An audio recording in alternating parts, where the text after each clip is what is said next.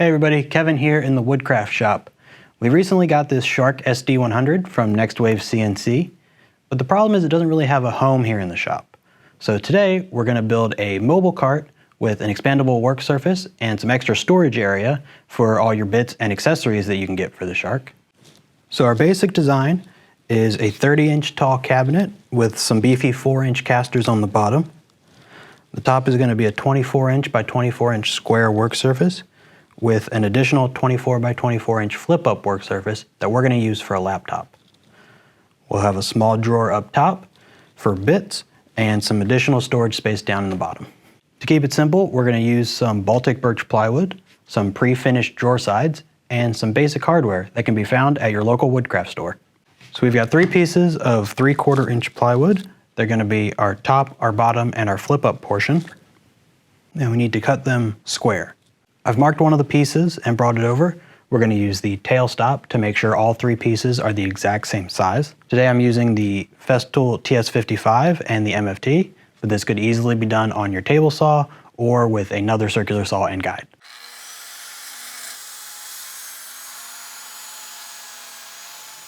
Now we're over at the router table, and we've got a 1/2 inch plywood bit from Whiteside. I'm going to set it up to make a 1/2 inch deep rabbet, and we're going to use that to cut the back and 2 sides of both the top and bottom so that the sides and back sit in nicely.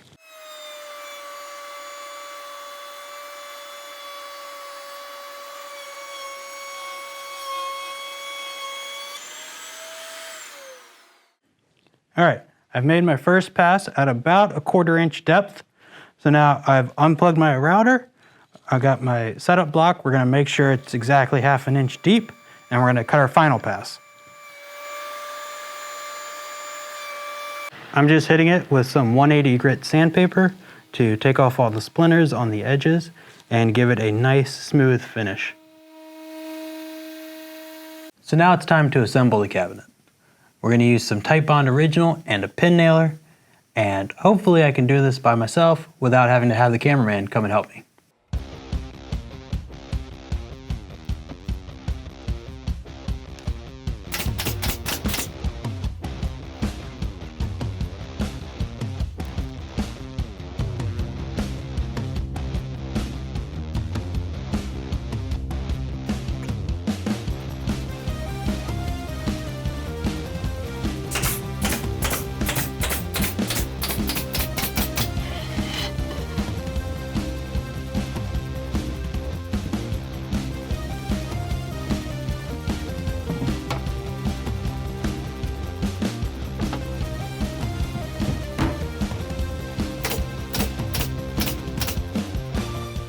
We've got the box all assembled. Hopefully the top looks good. I can't really see it. Next step is to work on the 6-inch drawer on the front with a little face plate. But I think we're going to have some fun and put these casters on first. I've been walking through the rest of the project and took the folding brackets out of the box. And while they may be perfect for mounting a heavy workbench to the wall, they're definitely overkill for what we need. They're pretty big and rather heavy, so we're going to make our own with some piano hinges and some scrap plywood. We've got these 1 1/4 inch screws that we want to use with our casters.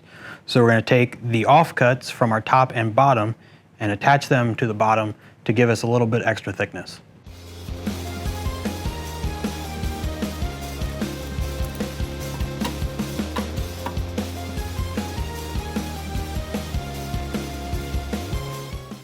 Just to make sure I don't drill all the way through, I'm going to use one of these stop collars.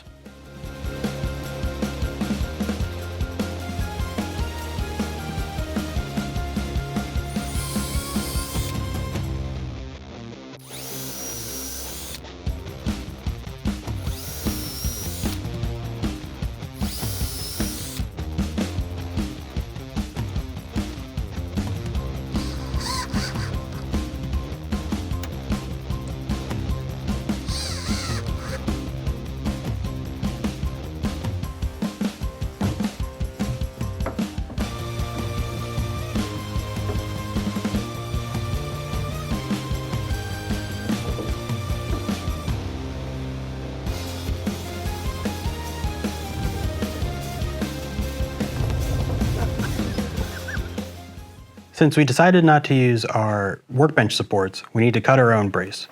We're going to use this extra 1/2-inch plywood and cut a 12 by 12 triangle out of it and use that to flip out and support our flip up top. Since we want our top to hang down flat, we need to add this spacer to account for the thickness of our brace.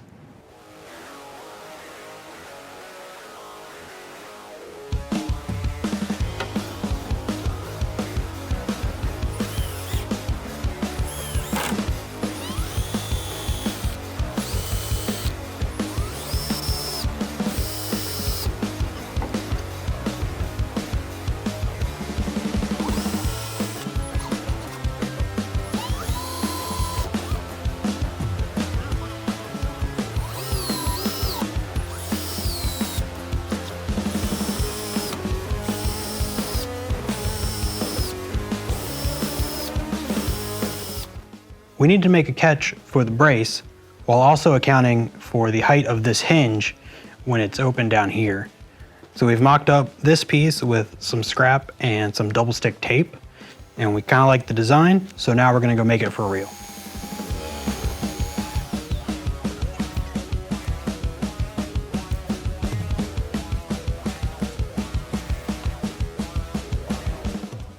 We've got these sustainers for the accessories for the CNC. So we're going to make a little divider to keep them nice and snug over there and separate this area for material storage. Just going to use some 1/2-inch plywood, glue and pin it in there, and we'll probably cut the front to mirror the shape of the brace.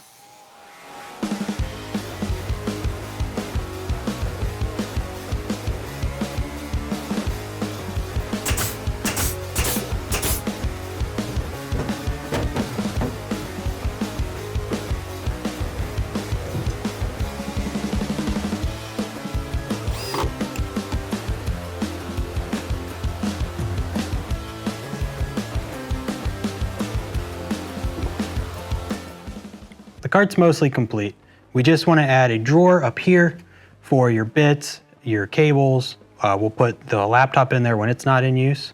And to make it easier, we're going to use our drawer slides and our pre-finished drawer sides.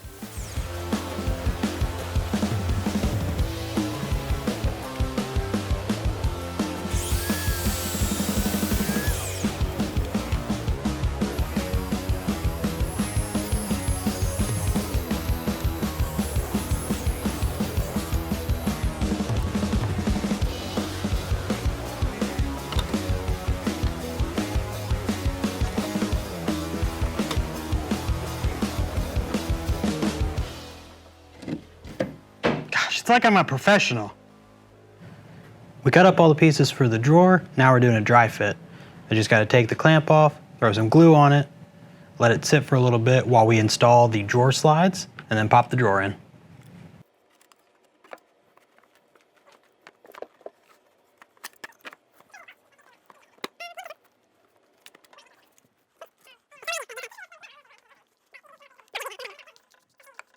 We're going to use the Kreg drawer slide jigs to help install the drawer, but first we need to figure out where to position them in the cabinet.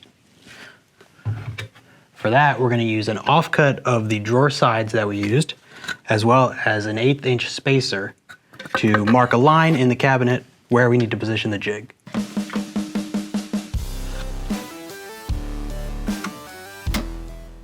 We're going to add an additional 1/2-inch drawer face to the drawer. So we need to mark a line 1/2 inch back, and that's where we're going to position the front of the drawer slide. Next, we'll position the drawer slide, mark our screw holes, drill some pilot holes, and attach the drawer slide.